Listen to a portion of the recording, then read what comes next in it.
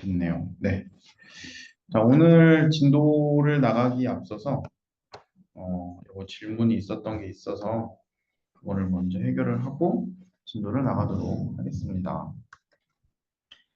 자, 그 수업 끝나고 질문이 있었던 것 중에 하나는 이제 구글 매트릭스와 스테디 스테이트 벡터에서 왜 아이겐밸류가 1인 거에 아이겐 벡터가 되느냐, 즉 스테디 스테이트 벡터가 왜 아이겐 벡터냐라는 질문이 있었는데 수업 시간에 설명을 좀 빠르게 지나갔던 것 같아요. 그래서 천천히 여기다가 다시 해주려고 합니다. 자, 일단 구글 매트릭스는 요거였죠. 웹페이지들 간의 연결 관계를 나타내는 행렬 P에서 그 매달린 노드들을 제거한 게 P 스타, 그리고 모든 페이지에서 아무 페이지로나 갈 수 있는 게 K, 그것들을 이렇게 덧셈을 한 결과를 구글 매트릭스라고 부르고, 구글 매트릭스는 정규적이에요. P는 정규적이 아니었고 P 스타도 정규적이 아닐 수 있었어요. 그렇기 때문에 정규적이기 위해서 여기 K를 인위적으로 더해줬죠. 그래서 정규적으로 만들었어요. 정규적이기 때문에 스테디 스테이트 벡터, 안정상태 벡터가 존재하게 되죠. 그래서 스테디 스테이트 벡터의 정의는 무엇이냐면 GQ는 Q가 되는 행렬 G에다가 벡터 Q를 곱했을 때 내가 다시 나오면 그걸 안정상태 벡터라고 부르죠. 그러면 이 관계랑 그리고 아이겐밸류 아이겐벡터의 정의를 보면 아이겐밸류 아이겐벡터의 정의는 이렇게 되죠. 그죠? 그러면 위아래를 비교해 보면 A가 G이고 V가 Q이고 람다가 1일 때 이 식이 성립하죠. 그렇기 때문에 행렬 G에서 아이겐밸류는 1이고 그때 아이겐벡터가 Q가 되는 거죠. 그래서 우리가 구글 매트릭스가 주어지면 이 구글 매트릭스의 아이겐밸류 1에 대응하는 아이겐 벡터를 찾자. 그러면 우리가 스테디 스테이트 벡터를 찾을 수 있다. 이렇게 배웠습니다. 그리고 넘어가죠. 그리고 또 질문이 있었던 것 중에 요거 해설을 내가 후다닥 지나가서 좀 상세히 적어줄게요. A, B, C, D 다 할 필요는 없을 것 같고 B만 하면 될 것 같아요. B에서 한글 질문을 좀 구체적으로 쓰자면 오늘이 있고 1일 뒤, 내일이 있고 이틀 뒤, 내일 모레가 있죠. 오늘은 짜짜짜짜짜 오늘 대기질이 좋다. 오늘은 좋다. 그러면 내일 대기질이 좋을 수도 있고 나쁠 수도 있죠. 그리고 내일 모레 대기질이 좋을 수도 있고 나쁠 수도 있죠. 자, 여기에서 한글을 보면 이 일 동안 좋을 확률이니까 뭘 원하는 거예요? 내일도 내일 모레도 좋아야 되는 거예요. 그죠? 자, 이 일 뒤에 좋을 것을 이라고 물어보면 여기 노란색 두 개를 다 고려해야 되고 이 일 동안 좋을 거니까 여기 밑에 있는 거는 고려하면 안 되죠. 저 밑에 있는 거는 내일은 나쁘고 내일 모레 좋은 거니까 이 일 동안 좋은 게 아니죠.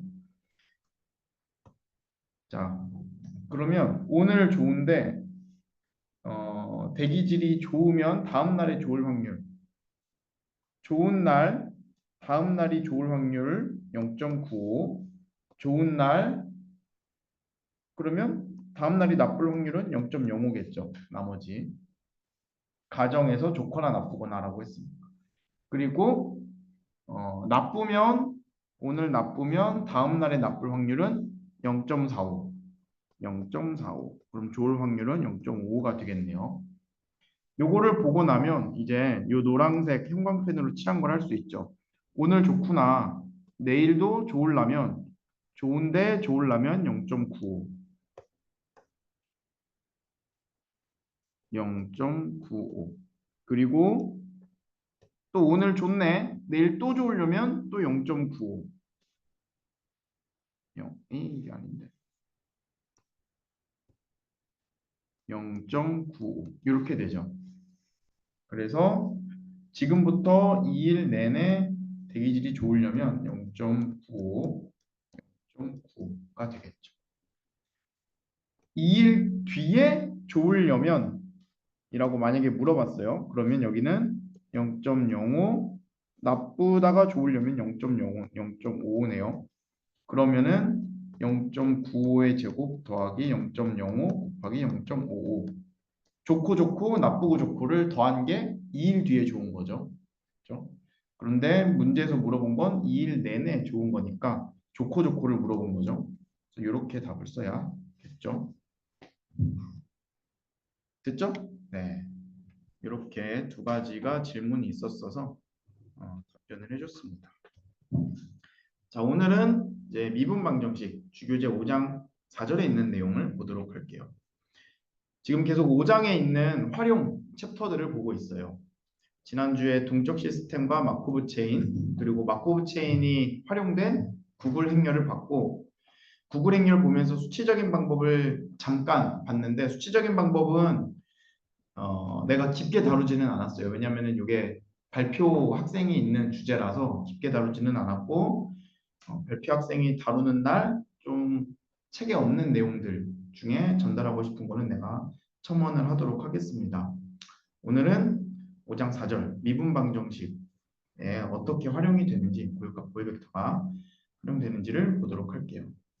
자, 미분 방정식은 왜 보냐 하면은 뭐 여러 가지 자연과학 분야와 공학 분야의 법칙들, 뭐 뉴턴의 법칙, 막스웰의 전자기장 법칙, 그런 법칙들이 미분 방정식으로 표현이 돼요. 왜 미분 방정식으로 표현이 되냐면 현재의 상태와 현재의 변화의 관계들이 어떤 규칙을 이루고 있는 것을 수학적으로 쓴 거기 때문에 미분 방정식으로 많은 그 자연현상, 물리현상, 공학현상들이 표현이 돼요. 자, 여기에서는 우리 5장 4절에서는 열린 미분 방정식을 풀기 위해 선형대수 지식을 사용하는 걸 볼 거예요. 미분 방정식은 여러 가지 형태가 있고 열린 미분 방정식 형태도 있고 아닌 것도 있어요. 근데 그 중에서 이제 선형대수를 적용할 수 있는 형태만 볼 거고, 자, 미분 방정식을 다루기 때문에 미적분에 대한 짧은 코멘트가 있어야 될 것 같아요. 자, 미분은 잘 알죠? 그죠? 미분 자체를 설명할 필요는 없을 것 같고, 미분 방정식도 뭐 공학 수학이나 이런 데서 배워서 들어봤을 것 같아요. 미분 방정식, 미지함수와 그 도함수를 포함한 방정식. 예를 들어서 미지함수 y, yx, x가 변수이고 함수가 y인 미지함수와 그 도함수 y 프라임, y 프라임과 y가 포함되어 있네요. 방정식. 그래서 간단한 미분 방정식 예시이죠. 그리고 개수, 미분 방정식의 오더는 가장 높은 도함수, 즉 미분을 얼마나 많이 했느냐. 여기서는 미분을 한 번 한 게 가장 많이 한 거죠. 그래서 요거는 일개 미분 방정식이라고 불러요. y 꼴 fx가 결정해야 할 미지함수 y 프라임은 dx dy 도함수, a는 상수입니다. 요거 솔루션은 뭐 밑에처럼 주어지죠. 요거 어떻게 구한다고 배웠었어요? 미분 방정식을 풀기 위해서 미분을 거꾸로 한다. 적분을 한다. 그래서 양변을 y로 나누고 적분 하면은 여기가 ln y가 되고 ax 플러스 c가 되죠. 적분상수. y는 exponential ax k라고 할까? 플러스 k exponential k 곱하기 exponential ax 해서 exponential k를 상수로 보면 c 곱하기 exponential ax 이렇게 해서 근을 구할 수 있죠. 이 경우에는 그죠? 근데 여기 미분 방정식의 해가 무한히 많다라는 뜻이 무엇이냐면 적분상수 k가 모든 실수가 가능하죠. 그렇기 때문에 exponential k도 모든 실수, 양의 실수가 가능하죠. 그래서 c, 요 foreign constant c에 대해서 요게 항상 근이 되기 때문에 요거는 무한히 많은 근을 가져요. 그래서 이것을 보고 일반해라고 불러요. C를 정해 줘야 유일한 하나의 해가 되겠죠. 그것도 뒤에 나올 거예요. 그래서 이 형태가 간단한 미분 방정식 형태입니다. 예를 들어서 뭐 y 프라임은 5y라는 미분 방정식이 있으면 일반해는 y는 CE5x 등 이렇게 되고, 일반해를 구했으니까 특수해를 얻기 위해서 조건이 하나 있어야겠죠. 그죠? 상수가 하나 있으니까 조건이 하나 있어야 돼요. 그래서 추가 조건, 예를 들어서 y 0은 6, x가 0일 때 y가 6이어야 된다 해서 x가 0, y는 6 넣으면은 이렇게 돼서 c가 6이구나 해서 특수해를 구해요. 요거는 x로 표현되기도 하고 뭐 t로 표현되기도 해서 x가 0일 때 또는 t가 0일 때라고 생각을 하기 때문에 x가 0일 때의 조건을 주어진다 또는 t가 0일 때 조건이 주어진다 하면은 그거를 초기값 조건, 초기 조건이라고 부르고, 초기 조건이 주어진 문제를 초기값 문제라고 불러요. 그래서 초기 조건이 주어져야지 이 경우에는 특수해, 딱 유일한 하나의 해를 얻을 수가 있는 거죠. 미분 방정식에 대한 이야기는 한 요 정도만 하면 될 것 같아요. 요 절에서는. 미분 방정식을 좀 더 하면은 이제 초기 조건, 초기값 말고 이제 바운더리 컨디션이라던가 고개 미분 방정식 또는 편미분 방정식에 대한 내용도 있는데, 그거는 선형대수 범위를 벗어나니까 여기까지만 미분 방정식을 보고, 우리가 선형대수에서 다루고자 하는 미분 방정식은 연립 형태예요. 이런 형태. 아까 앞에서 본 거는 y1은 a1, y1 이런 셈이었죠. 근데 이제 미지의 함수가 많아졌어요. y1, y2, yn. 여러 개의 미지의 함수가 여러 개의 미지의 함수들의 도함수와 선형적으로 관계가 있는 거예요. 선형적으로. 선형적으로 관계가 있다라는 말은 미지의 함수의 상수배 덧셈들로만 이루어져 있죠. 우변이. 그죠? 우변이 미지의 함수들의 곱이라던가 미지의 함수의 제곱이라던가 이런 형태가 없죠. 우변은 미지의 함수의 스칼라배의 덧셈으로만 이루어져 있는 이런 열린 미분 방정식만 다룰 거예요. 자, 그러면 이런 열린 미분 방정식은 아래처럼 행렬 기호로 나타낼 수가 있어요. 여기 스칼라 밸류들을 행렬로 넣고 미지의 함수들 미지의 벡터로 넣고 그것의 도함수를 좌변에 이렇게 표기를 해서 놓고, 미지의 함수들을 y 그리고 그것의 도함수를 성분으로 갖는 벡터를 y 프라임, 즉 이 프라임이 의미하는 것은 성분별 미분이죠. 성분별 미분. 이렇게 나타낼 수가 있죠. 되는지 한번 볼까요? 행렬곱 행렬곱 하면은 이게 나오죠. 그죠? 다시 말해서 이렇게 선형결합의 형태로 쓰여져 있지 않으면 행렬 형태로 표기를 할 수가 없고, 행렬 형태로 표기를 할 수가 없으면 오늘 배운 걸로 할 수가 없는 거예요. 그죠? 오늘 배운 걸로 하고 싶다라고 하면 무조건 이런 형태를 갖춰야 돼요. 공업수학에서는 이런 형태 말고 다른 여러 가지 형태를 배웠었죠. 우리는 이런 형태만 다룰 거다. 예를 들어서 이런 거. 이 형태를 우리가 다루는 미분 방정식의 형태를 상수계수, 일계, 동차, 선형 시스템이라고 불러요. 상수계수라는 거 하는 거는 이 행렬 A 부분이 변하지 않는다라는 거예요. A11, A12 요 행렬 A의 성분이 변수 X 또는 변수 T에 의존하지 않는다는 거죠. 변수에 의존하면 이제 골치 아파져요. 상수계수. 일계, 여기가 좌변이 일계죠. 동차, 동질성을 갖는다. 동질성은 밑에 설명이 있어요. 선형 시스템, 이게 선형고, 선형 시스템으로 표현이 되어 있다. 그래서 5장 4절에서 다루는 미분 방정식은 상수계수 일계 동차 선형 시스템만 다룹니다. 동질성이란 무엇이냐면 이제 트리비얼 솔루션을 갖는 경우를 동질성이라고 불러요. 즉 미지의 함수가 모두 0이면 모두 다 0함수인 거죠. 0이라는 값이 아니고 0함수. 미지 함수가 모두 0함수이면 0함수는 상수함수니까 미분하면 다시 0함수 나오고 좌변도 0. 그래서 같아지죠. 그래서 개수와 관계없이 항상 해가 되는 자명해를 가질 때를 동질성이라고 불러요. 네, 용어에 대한 설명은 뭐 이 정도 하고 미분 방정식을 한번 풀어봅시다. 다음 시스템을 행렬형으로 표현하라. 그러면 이거는 볼드 y 프라임 equal to 3 마이너스 2 5 y1 y2 y 이렇게 되겠네요. 그죠? 행렬 A가 다이아고날인 형태의 문제예요. 이 시스템을 풀어라. 그래서 일단은 이 문제는 y1, y2, y3가 서로 엮여 있지 않고 따로따로 있으니까 따로따로 풀면 될 것 같아요. 그래서 y1 x는 아까 앞에 c1 exponential 3x 이렇게 일반해를 갖는다고 봤었죠.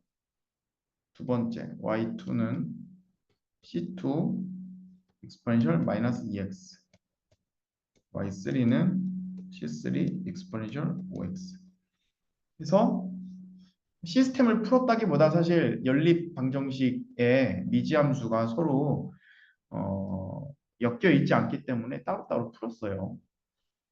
자, 그리고 여기 상수값들 C1, C2, C3가 정해줘야 되는 값인데 초기 조건을 줬네요. 초기 조건. 이렇게 줄 수도 있고 y 0은 1, 4, 마이너스 2 이렇게 줘도 똑같겠죠? 이렇게 줘도 돼요.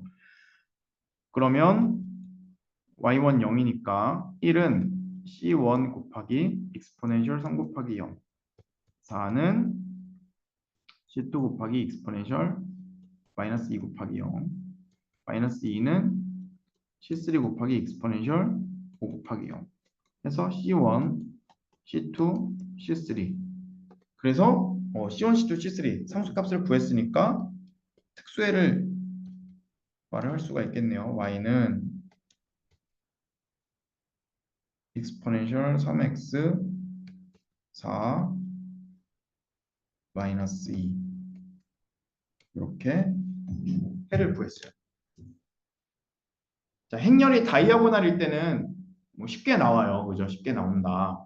근데 행렬이 다이아고날이 아닐 때는 그럼 어떻게 해야 되냐? 그래서 예제 1에서 본 거는 하나의 방정식이 하나의 미지함수만을 포함하는 경우였고 그래서 대각행렬을 갖기 때문에 풀기 쉬웠어요. 그런데 이제 대각행렬이 아닌 경우에 즉 각 방정식의 미지함수가 하나 이상 나타나게 되면 두 개, 세 개, 네 개 나타나게 되면 개수행렬은 대각행렬이 아니게 되고 이제 y1, y2, y3가 어떻게 익스포넨셜을 엮어줘야 될지 문제가 복잡해져요. 이러한 시스템을 어떻게 풀 수 있을까? 우리가 선형대수 입문에서 배운 거는 대각화라는 걸 배웠었죠. 그죠? 그래서 행렬을 대각행렬로 만들 수 있다라는 걸 알고 있어요. 그래서 개수행렬 A가 대각이 아닌 시스템을 풀기 위한 아이디어는 대각행렬로 만드는 겁니다. 즉 A를 대각화하는 가역인 P를 찾고 그거에 대응하는 새로운 벡터 U를 도입해서 미지 함수 벡터와 새로운 벡터 U를 관련 지어줘요. 이렇게 y는 PU 대각화 할 수도 있고 못 할 수도 있죠. 그죠? 우리가 대각화 가능한 조건과 아닌 조건들을 봤었죠. 일단은 대각화 가능한 것들만 볼 거예요. 그래서 대각화 가능한 행렬들만 다룬다고 하면은 자, 요 미분 방정식에서 A가 대각화 가능하니까 이렇게 쓸 수 있죠. y는 PU니까 y 프라임은 PU 프라임. P는 대각화된 행렬이니까 상수 행렬이니까 미분해도 소용없으니까 이렇게 되고 우변의 y는 또 APU 그러니까 얘를 P 인버스를 하면 P 인버스 APU 이렇게 되죠. 그리고 여기가 대각화가 된 거니까 대각행렬 D이고 우리는 U'은 DU를 푸는 거다. 이렇게 생각을 할 수가 있죠. 자, 그리고 U'Du는 이제 대각행렬에 대한 미분 방정식이니까 예제 1번을 풀듯이 풀면 돼요. 라인 바이 라인으로. 그런 다음에 U를 찾았으니까 U에다가 P를 곱해주면 대각화하는 거는 우리가 했었으니까 P도 알고 있죠. 그래서 그냥 행렬 곱을 하면 Y를 얻게 되는 거죠. 그래서 1단계 A를 대각화하는 행렬 P를 구하고 2단계 y는 pu와 y 프라임은 pu 프라임으로 대체해서 새로운 연립 방정식을 얻고 요 대각행렬을 얻는다. 대각행렬에 대해서 u를 찾고 그 찾은 u를 넣어줘서 원래의 미지함수 y를 구한다. 이 순서로 풀어줄 겁니다. 그러면 요 예제를 한번 보도록 할까요? y 프라임은 1, 1, 4, 마이너스 2, y 요게 a겠죠. 그죠? 그러면 이제 이 a를 대각화하기 위해서 우리가 뭘 해야 된다고 배웠어요? 아이겐밸류, 아이겐벡터 찾는다 했었죠. 그래서 아이겐밸류가 대각성분 들어가고 아이겐벡터가 그 p로 들어가고. 그래서 a는 1, 1, 4, 마이너스 2. 그러면 아이겐밸류를 찾기 위해 람다 i 마이너스 a는 람다 이렇게 되죠. 이거는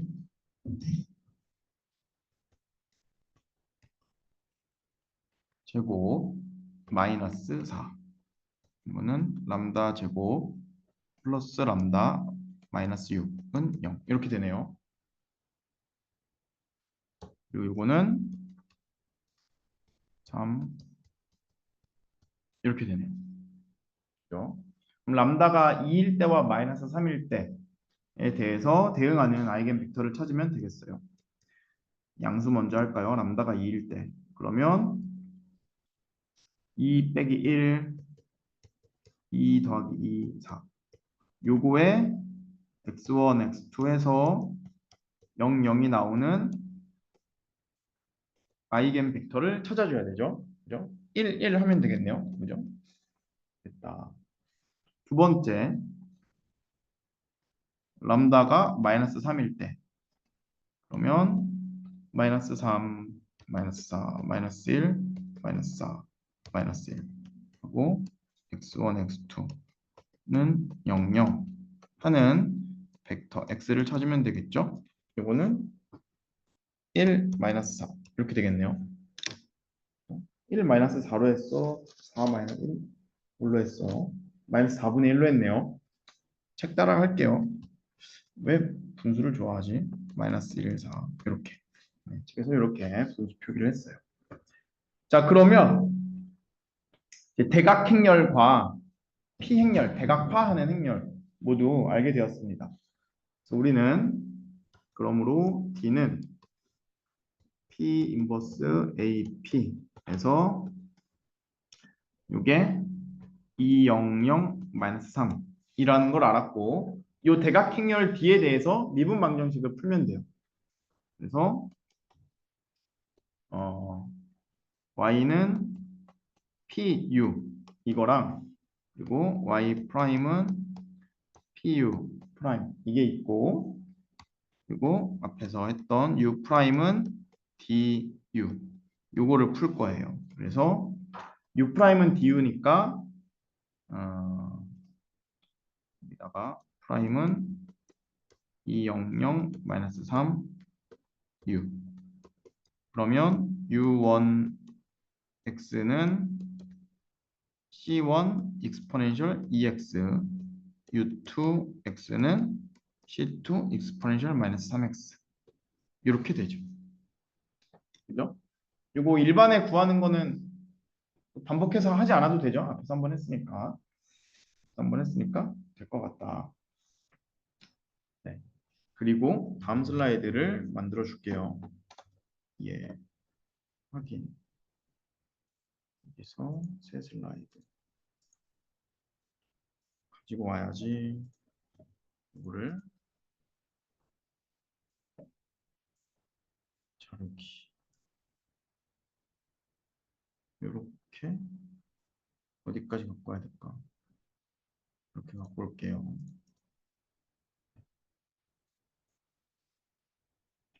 또 다시 화면 공유를 공유 됐다. 네. 그래서 u를 구했으니까 이제 y를 구해야겠죠. y를 구해야겠다. p는 d는 다이아고날이었고 p는 이제 요거에 대응하는 여기 2를 처음에 썼으니까 얘가 처음으로 들어가고 마이너스 3을 두 번째에 썼으니까 얘가 다음으로 들어가야 되겠죠. 마이너스 4분의 1. 요게 p예요. 그죠? 그래서 y는 pu로부터 쓰죠. 뭐 쓸게요. y는 1 마이너스 4분의 1 u는 c1 exponential ex c2 exponential 마이너스 3x 이렇게 되죠. 자, 여기에서 뭐 코멘트를 굳이 하나 하자면 아이겐 벡터를 잡을 때 1로 안 하고 3으로 해도 되죠. 그죠? 노멀라이제이션 상관없죠. 요것도 저는 아까 1 마이너스 4로 했었는데 뭐 책 따라서 그냥 표기를 가느라 마이너스 4분의 1로 했어요. 그러면 요거 실수배에 따라 p가 바뀌잖아요. 1 마이너스 4라고 써도 아이겐 벡터죠. 그러면 미분 방정식 근이 달라지는 거 아니야? 달라지지 않아요. 왜 않냐면 여기에 실수배해서 곱해지죠. 여기 곱해질 때 C1과 C2의 실수배가 달라붙죠. 그래서 상수배의 크기가 달라지는 거예요. 그런데 결론적으로 상수배의 익스포넨셜, 상수배 익스포넨셜은 동일하기 때문에 아이겐 벡터를 내가 책이랑 다르게 잡아도 사람마다 다르게 잡아도 일반해를 표기하는 데에는 문제가 없어요. 두 번째, 특수해를 구할 때에도 문제가 없어요. 왜냐하면은 C1을 정할 때 X에다가 0 넣잖아요. 그거에 맞게 C1이 정해져요. 1이 아니라 3이었으면 3C1에서 표기 조건에 맞게 C1이 정해져요. 그렇기 때문에 아이겐 벡터를 여러분들이 정할 때 숫자 값이 1이 아니라 10, 마이너스 4분의 1이 아니라 4, 마이너스 4, 1, 마이너스 4 이렇게 정해도 상관없습니다. 근이 똑같이 나와요. 그래서 그런 거 걱정하지 말고 내가 좋아하는 숫자로 해도 답이 나오니까 걱정하지 말고 풀어도 됩니다. 자, 그래서 요거를 마저 곱셈을 하면 C1 exponential EX 마이너스 4분의 1 C2 exponential 마이너스 3X 밑에 거 C1 exponential EX 더하기 C2 exponential 마이너스 3X 그렇게 해서 일반의 Y1X는 C1 exponential EX 4분의 C2 3X Y2X는 C1 exponential EX C2 exponential 마이너스 3X 이렇게 나와요. 그리고 이제 특수해를 구해야겠죠. 특수해는 어디 있어? 초기 조건 요거를 만족하는 해를 구하시오. 그래서 x에다 0 넣었을 때 1과 6이 나와야 돼요. x에다가 0 넣었을 때 1, 6이 나와야 돼요. 그러면 그거에 맞게 C1, C2를 정하는 거죠. 여기 1배, 4분의 1배, 1배가 바뀌었으면 그냥 C1, C2가 바뀌어서 맞춰주게 되니까 괜찮죠. 이것도 슬라이드 하나 만들어서 슬라이드를 또 하나 만들어서 했습니다. 자,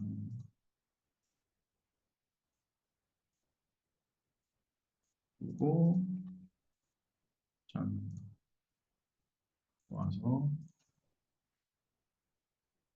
이렇게 뒤에만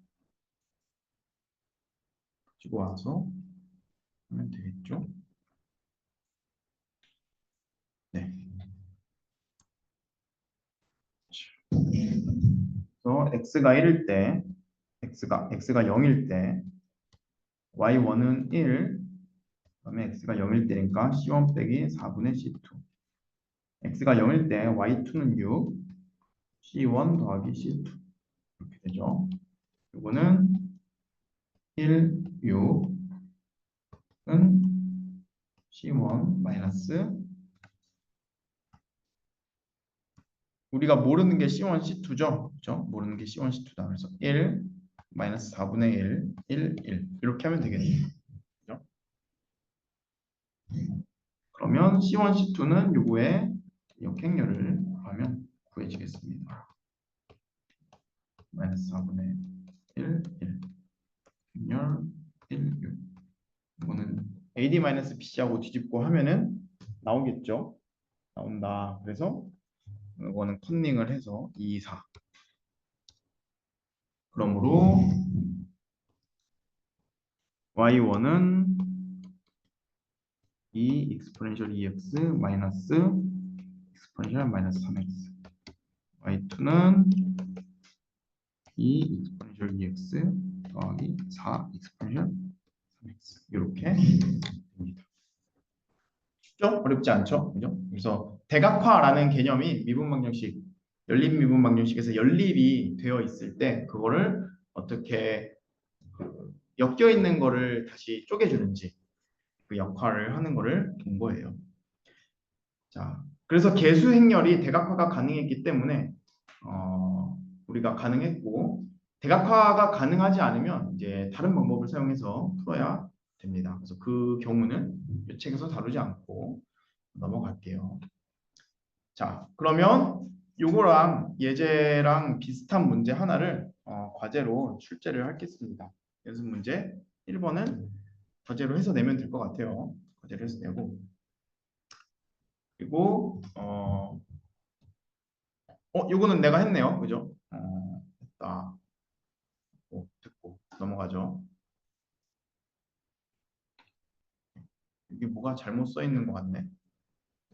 5번. 아니네. 네. 요것도 과제로 할게요. 요거 6번. A가 대각화 가능하고 아래에 주어진 Y가 시스템의 해이면 요거를 여기 넣었을 때 성립하는 해라고 하면 각각의 Yi들이 이런 형태의 선형 결합이 됨을 증명하라. 예제에서 본 형태가 항상 유지가 된다라는 걸 증명하라는 문제 과제. 그리고 이제 연습 문제 7번은 제가 해줄게요. 이것도 공업수학에서 여러분들이 봤을 것 같은데 고개 선형 미방을 일개 선형으로 바꿔서 푸는 테크닉 본 적이 있죠? 있나? 있을 것 같아요. 그래서 요거는 이계 미분 방정식이죠. 그죠? 이계 미분 방정식. 요거 자체로도 그냥 풀 수 있어요. 이거 자체로도 익스포넨셜 대입해서 풀어도 되고 하는데 요거를 y1을 y로 놓고 y2를 y 프라임으로 놓으면 그러면 한번 볼까요? y1이 y고 y2는 y 프라임이니까 y에다가 y1을 대입을 하면 y2는 y1 프라임이죠. 그죠? 이게 여기서 성립하죠. 그리고 두 번째는 이 식에서 보면 이게 미분이니까 얘는 y2를 미분한 거죠. y 프라임을 미분한 거니까 이거는 y 프라임을 미분한 거고 y 프라임은 y2라 그랬으니까 그리고 y 프라임은 y1 요게 y1 그리고 요게 y2 그래서 넘어가서 이렇게 되죠. 그래서 요거는 우리가 정의에서 왔고 이거는 관계에서 왔고 됐죠? 3개, 4개, 5개 그 오더가 늘어나면은 y1, y2, y3, y4, y5 이렇게 그 미지 함수의 개수를 늘려나가면 돼요. 그러면 이 정의가 늘어나겠고 마지막에 관계가 한 줄 나오겠죠. 그래서 항상 요 2개 미방은 2차로, 3개 미방은 3차로, 4개 미방은 4차로 나오게 되어 있어요. 요거를 푸시오 했어요. 그러면 y 프라임은 0, 1, 6, 1 하고 요거 푸는 거죠. 그죠? 요거를 풀면은 y1, y2가 나올 거고 y1이 y니까 그냥 y는 y1만 갖고 와서 쓰면 되는 거예요. 그죠? 그럼 요건 또 어떻게 풀어요? 대각화가 안 돼 있네요. 대각화를 시키면 되겠죠. 그죠? a가 0, 1, 6, 1일 때 그러면 람다 i 마이너스 a는 람다 마이너스 1 마이너스 6 람다 이렇게 됐죠. 하면 이렇게 빼기 람다 제곱 빼기 람다 빼기 6 얘는 람다 빼기 3 람다 플러스 2 이렇게 되죠. 그죠? 그러면 또 아까처럼 람다가 3일 때와 마이너스 2일 때 각각 아이겐 벡터를 찾으면 되겠죠. 찾죠. 그러면 람다가 3일 때 그러면 3 마이너스 1 마이너스 6 2 그리고 x1 x2 0 0 하면은 아이겐 벡터는 1 3 하면 되죠. 그죠? 됐다. 그리고 람다가 마이너스 2일 때는 2 마이너스 2 넣으면 마이너스 2 마이너스 1 마이너스 6 마이너스 3 이렇게 되고 x1 x2는 0 0 그러면 x는 1 2 이렇게 넣으면 되겠죠. 넌 마이너스 2 그죠? 그러면 다이아고날이 3 마이너스 2로 나오고 그죠? p 행렬이 1 3 1 마이너스 2로 나오는 형태가 될 거예요. 끝까지 안 해줘도 되겠죠? 그죠? 네. 이렇게 해서 풀어주면 되고 요거는 그 초기 조건이 없으니까 상수 C1, C2가 살아있는 형태로 답은 나오게 될 겁니다. 됐고 자 연습 문제 7번 내가 풀어줬듯이 연습 문제 8번을 여러분들이 풀면 되겠습니다. 보고 자, 연습 문제 13번 풀어줄게요. 아래 그림과 같이 오른쪽 그림이죠. 오른쪽 그림과 같이 전기 회로가 있다. 전기 회로에서 이 캐패시턴스와 그 코일이 없었을 때에 즉 저항만 있었을 때는 우리가 1장에서 봤던 네트워크가 나오죠. 그런데 이제 여기 축전지와 코일이 있으면은 이제 교류의 위상을 밀고 당기고 하는 일이 발생하기 때문에 볼티지에 영향을 주게 돼요. 그래서 이렇게 L에 걸리는 것, 코일에 걸리는 것, 캐패시턴스에 걸리는 것이 달라지게 돼요. 그래서 이런 경우에는 이제 1장이 아니고 미분 방정식 5장에서 풀어줘야 된다. 이 회로는 R 크기의 저항 오hm, L 크기의 코일 인덕턴스 그리고 C 크기의 캐패시턴스라고 합니다. 숫자예요. RLC가 숫자.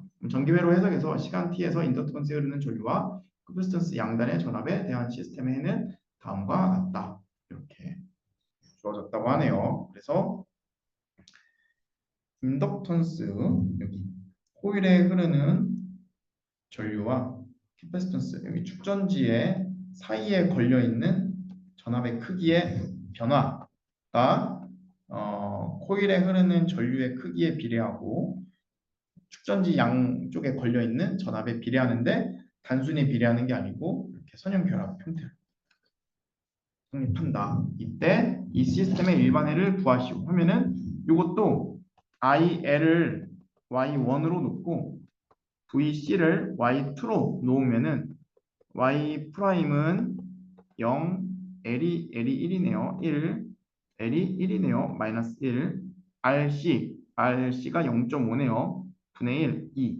마이너스 Y. 이런 미분 방정식이 되죠. 그죠? 그러면 이것도 그 대각화를 해주면 되겠죠. 대각화.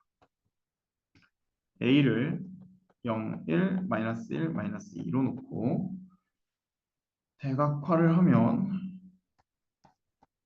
이렇게 해서 풀어주면 되겠죠. 그죠? 끝까지 해줄까요? 알려줘도 되겠죠? 이렇게 하면은 y1은 c1 익스포넨셜 누군가 더하기 c2 익스포넨셜 누군가 y2는 어떤 숫자 c1 익스포넨셜 누군가 어떤 숫자 익스포넨셜 누군가 이렇게 나오겠죠. 그리고 c1 c2 누군가 곱 c1 누군가 곱 c2 요거를 초기 조건에 의해서 정해주면 되겠죠. 그리고 오랜 시간이 지난 후라는 거는 이제 t가 무한대로 갈 때 여기다가 리미트를 취하면 나오겠죠. 이렇게 해서 풀어주면 되겠습니다.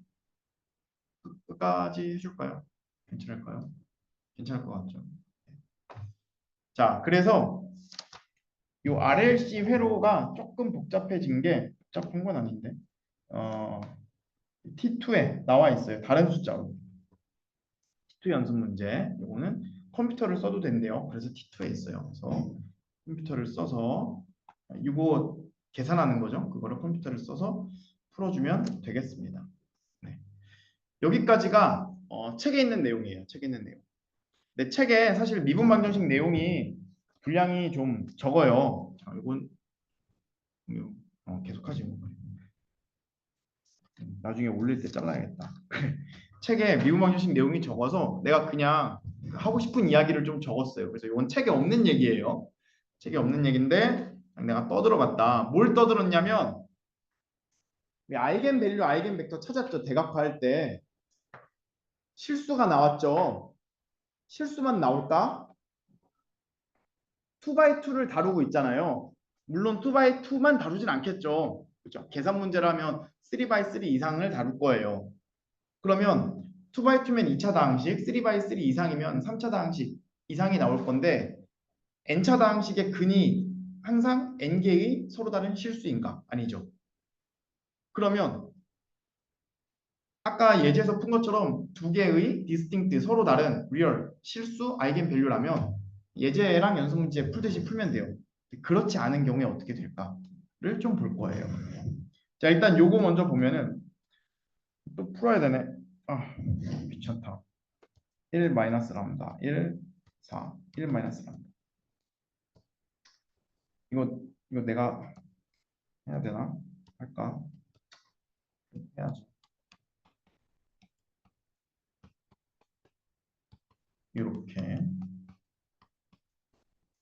이렇게 되죠. 람다가 3일 때와 마이너스 1일 때가 나와요. 람다가 3일 때와 마이너스 1일 때. 람다가 3일 때 보면 마이너스 2 이렇게 되고 똥똥 되니까 x가 1, 2 이렇게 되고 람다가 마이너스 1일 때는 2, 2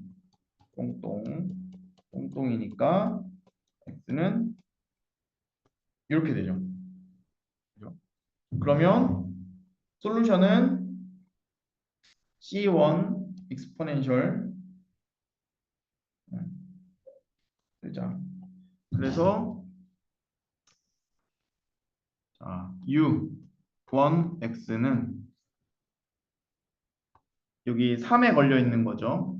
C1 exponential 3x U2x는 마이너스 1에 걸려 있는 거죠. C2 exponential 마이너스 x 이렇게 되죠. 그죠?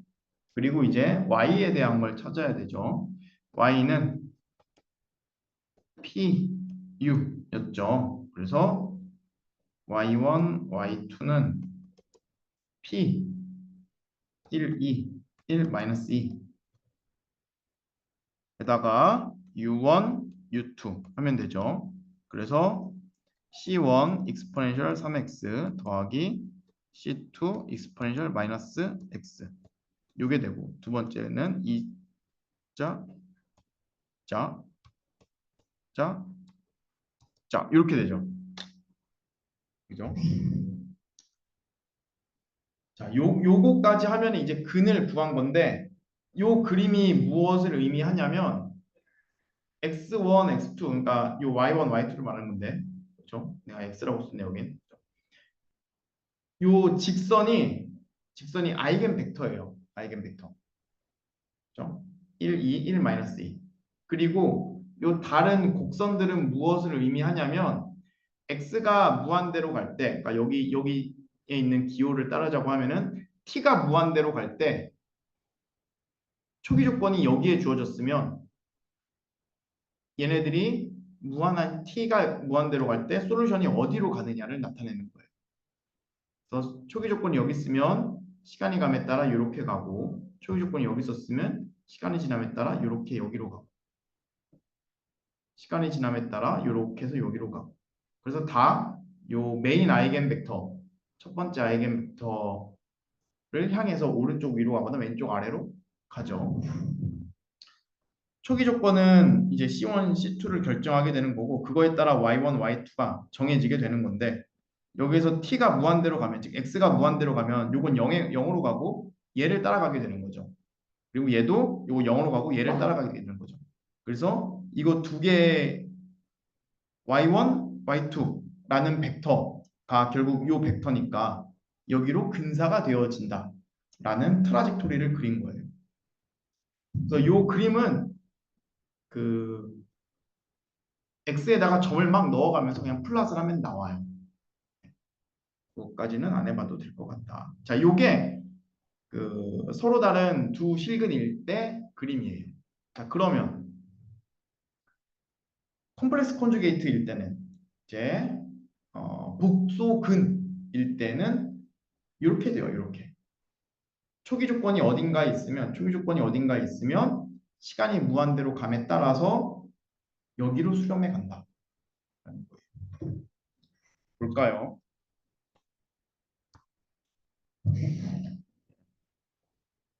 A는 마이너스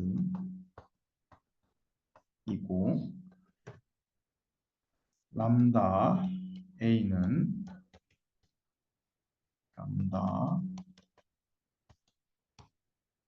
람다 이렇게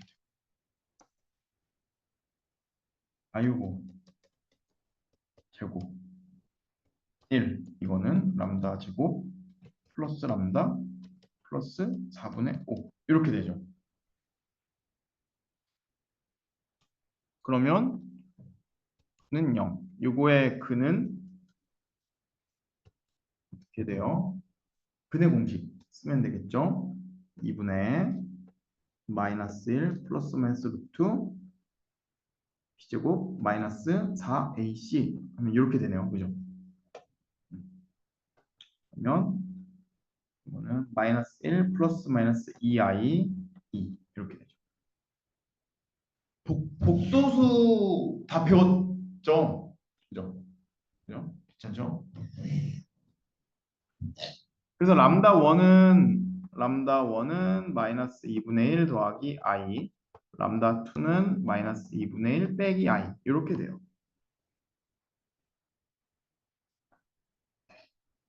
요거는 그대로 일단 갈게요. 자, 이것 때문에 그 5장 3절에서 복수 벡터 공간을 먼저 배워요. 그런데 조금 아쉬운 건 뭐냐면 5장 3절에서 복수 벡터 공간을 다뤘으면 5장 4절에서 미분 방정식 풀 때 복소수가 나오는 것까지 좀 다뤄줬으면 좋았을 텐데 복소수가 나오는 걸 안 다뤄서 조금 아쉬웠어요. 그래서 5장 3절의 복수 벡터 공간은 다음 시간에 내가 다루고 오늘은 그냥 복소수 아니까 똑같이 하면 된다라는 생각을 갖고 똑같이 할게요. 자, 요거 그 람다가 대각행렬의 대각 성분이었으니까 그 U 프라임은 DU에서 U1은 C1 익스포넨셜 마이너스 2분의 1 플러스 I T 이고 U2는 C2 익스포넨셜 마이너스 2분의 1 마이너스 I T가 되죠. 그죠? 그리고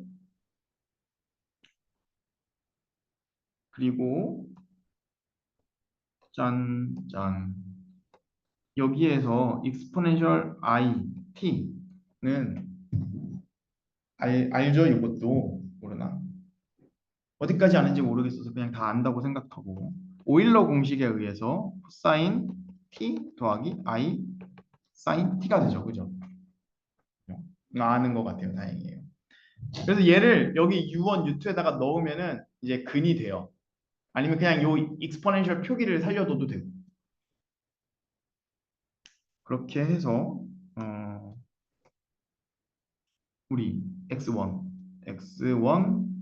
x2 요거는 P에 U 이렇게 구하는 거니까 P는 또 구해야 되네. 아 귀찮다. 뭐가 있었겠죠, 그죠? 거기다가 U1, U2 하면은 그러면 X1은 여기 숫자 아이겐 벡터에 대응하는 숫자 C1 익스포넨셜 마이너스 2분의 1 더하기 IT 더하기 숫자 C2 익스포넨셜 마이너스 2분의 1 마이너스 IT 괄호는 여기 이렇게 되겠죠. 그죠? 밑에도 x2는 숫자 c1 익스포넨셜 마이너스 2분의 1 더하기 it 숫자 c2 익스포넨셜 마이너스 2분의 1 마이너스 it 이렇게 되죠. 요거에서 t가 무한대로 간다는 건 뭐냐? 코사인, 사인에서 주기가 막 도는 거잖아요. 그래서 이렇게 회오리처럼 생기게 되는 거고 거기서 남는 게 이 아이겐 벡터들이 수렴하는 방향으로 저 점이 정해지게 되는 거예요. 그래서 여기는 지금 크기가 점점 줄어들죠. 익스포넨셜 마이너스 2분의 1 해서 그래서 요 나선형이 점점 원점에 가까워지는 거예요.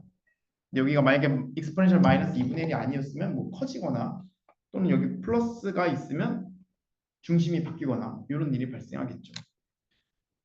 자, 여기에서 우리가 지금 이 트라젝토리를 언급하고 여기 트라젝토리를 언급하는 이유는 x1, x2가 예를 들어서 뭐 토끼와 여우이고 타임 t가 시간이라고 하면은 이제 토끼가 많으면 늑대가 늘어나고 늑대가 많으면 토끼가 줄어들고 그래서 토끼의 양에 따라 늑대가 먹을 게 많으니까 늘어나는 속도 또 토끼가 적으면 또 늑대가 개체수가 늘어나는 속도가 줄어들 거고 이렇게 토끼와 늑대의 개체수에 따라 그들의 변화가 결정이 돼요. 요거를 뭐 프레이 프레딕터 모델이라고 하고 그런 경우에 시간이 무한히 많이 가면 과연 토끼와 늑대 중에 그 숫자의 비율이 어떻게 되느냐 그런 것들을 분석할 때 이런 트라젝토리가 쓰이기 때문에 지금 언급을 하고 있는 거예요.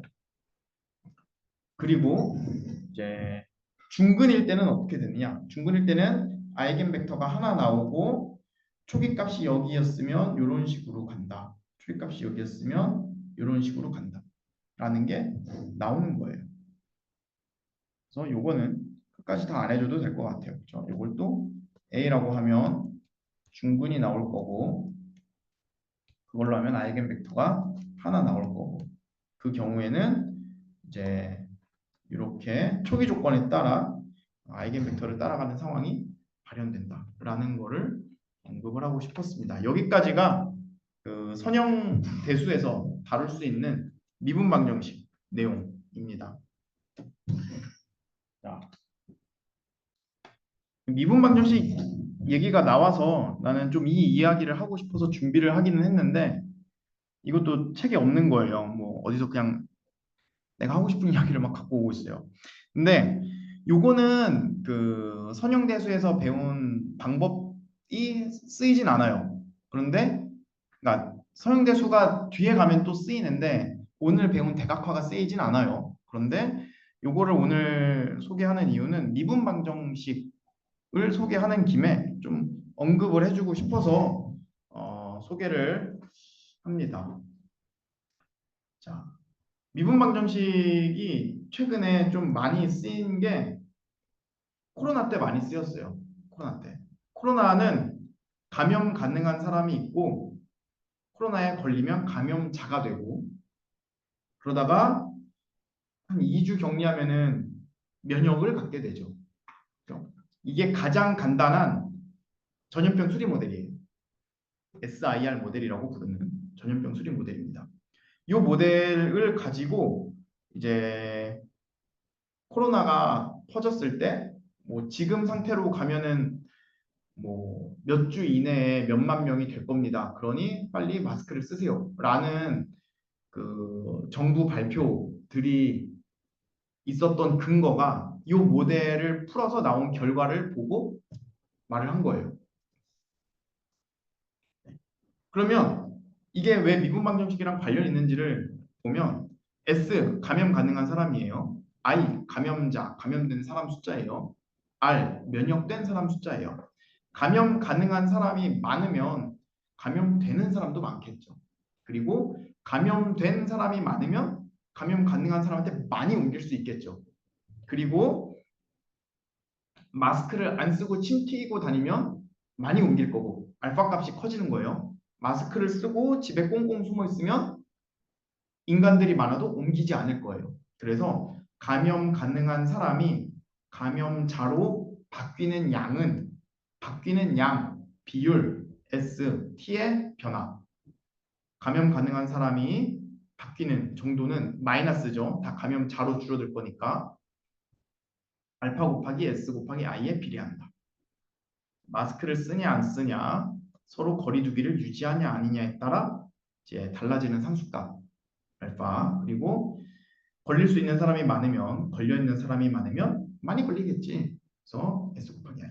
요게 감염 가능한 사람이 감염자가 되는 비율인 거죠. 그죠? 시간에 따라 이렇게 바뀐다. 두 번째, 감염자는 감염 가능한 사람이 유입돼서 들어오는 양의 값도 있고 그리고 면역이 돼서 탈출해서 나가는 음의 값도 있겠죠. 그래서 감염자의 수의 변화는 DT분의 DI 수의 변화는 감염 가능한 사람이 들어오고 2주가 지나서 면역을 갖게 되는 사람이 나가고 베타는 이제 뭐 마스크랑 관련은 없죠. 그냥 집에 가만히 앉아 있으면 정해지는 숫자. 마지막으로 면역자는 유입이 되기만 하죠. 감염자들로부터 베타 곱하기 i의 숫자에 비례해서 늘어나요. 이거를 연립방정식으로 쓰면 되겠죠. 그리고 면역자들 중에 다시 코로나에 걸리는 사람도 있죠. 저는 2번 걸렸어요. R에서 S로 간 게 이제 내가 당한 거. 그래서 마지막에 DTDR에서 베타 I 빼기 감마 R이 붙는 모델도 있어요. 그러면 감마 R이 붙었으니까 S에 다시 감마 R이 더해져야겠죠. 그래서 이런 모델을 보고 SIR S 모델이라고 불러요.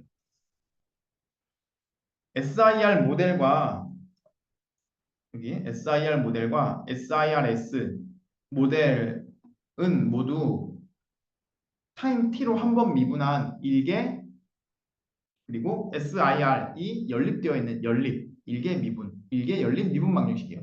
그런데 시스템은 아니에요. 그러니까 선형 관계는 아니에요. 왜냐? S와 I가 곱해져 있어요. 그죠? 그래서 이거는 일단 선형 관계는 아니고 SIR, SIRS를 소개를 했고 다른 모델도 더 있어요. SEIR, SEIRS 항체를 맞은 사람의 비율 이런 것들 해서 더 현실에 가까운 모델들이 있는데 그거를 다 여기서 지금 설명할 필요는 없을 것 같고 그래서 이런 미분 방정식이 있는데 연립 미분 방정식인데 요거는 그 횡렬곱 형태로 표현이 되지 않기 때문에 우리가 앞에서 푼 방법으로는 못 풀어요. 그렇겠죠. 그래서 미분 방정식을 풀기 위해 여기까지 미분 방정식의 해는 적분해서 구하는 것까지 우리가 선형대수 시간에 배웠는데 적분해서 구하기 어려운 경우엔 어떻게 푸느냐? 예, 그럴 때는 수치적인 방법으로 풀어요. 그래서 미분을 뺄셈으로 바꿉니다. 그래서 미분을 뺄셈으로. 그래서 y 프라임은 그 다음 타임과 현재 타임의 차를 시간 간격으로 나눈 거. 그게 이제 미분을 근사하는 방법이죠. 여기다 리미트를 붙이면은 미분이 되는 거고 리미트를 떼면은 이게 되는 거고. 이게 가장 간단한 미분 근사 방법이에요. 그래서 우리 앞에서 했던 SIR 모델을 보면 S를 Y1, I를 Y2, R을 Y3로 놓으면 우변에 있는 요 식은 이렇게 나타내어지게 되고 Y1 곱하기 Y2 요 텀 때문에 행렬곱 형태로 못 쓰고 행렬곱 형태로 못 쓰니까 선행대수에서 쓴 거를 못 써요. 그럼 근을 어떻게 구할 것인가? 이제 수치적인 근사근을 구해요. 수치적인 근사근은 앞에서 한 것처럼 여기 차분을 넣어요. y1 프라임 자리에다가 그 리미트를 뗀 미분의 정의를 넣어줘요. 그럼 좌변 완성이 됐죠. 그러면 우변도 이렇게 내려오고 그러면 요거를 보면 우리는 일반해를 구하는 게 아니고 특수해를 구하는 거죠. 일반해는 그 근이 너무 많으니까 딱 하나로 정해지지 않잖아요. 그래서 초기 조건이 있는 특수해만 구할 거예요. 그래서 초기 시간 t0는 0에 대해서 y1 t0, y2 t0, y3 t0는 주어지는 값이에요. y1 t0, y1 t0, y2 t0가 주어져 있으니까 우변이 다 주어져 있으니까 y1 t1이 계산 가능하죠. 두 번째 식도 y2 t0, y1 t0, y2 t0, y2 t0 주어져 있으니까 y2 t1이 계산 가능하고 세 번째도 계산 가능하고 y1, y2, y3가 다 계산 가능하니까 t0일 때 t1 계산됐고 t1일 때 t2 계산되고 t3, t4 계속 순차적으로 계산이 돼서 이렇게 솔루션을 구할 수 있어요. S, y1, i, y2, r, y3를 요거를 순차적으로 대입해서 구할 수 있어요. 여기까지만 보면 그러면 수치적인 방법으로 하면 선형대수가 필요 없을 것 같아요. 그죠? 그런데 포워드 디퍼런스를 사용을 했을 때에는 순차적으로 대입을 해도 돼요. 왜냐면 포워드 디퍼런스 자체가 다음 타임의 미분을 구하기 위해 현재 값이 필요한 거기 때문에 그래요. 그런데 이제 포워드 디퍼런스 말고 다른 디퍼런스 방법을 쓰게 되면 여기 우변에 ti가 아니라 ti 플러스 1이라던가 이렇게 대입해서 계산할 수 없는 게 들어가죠. 그런 경우에는 이거를 다시 넘겨서 선형식으로 만들어줘서 행렬을 풀어주게 돼요.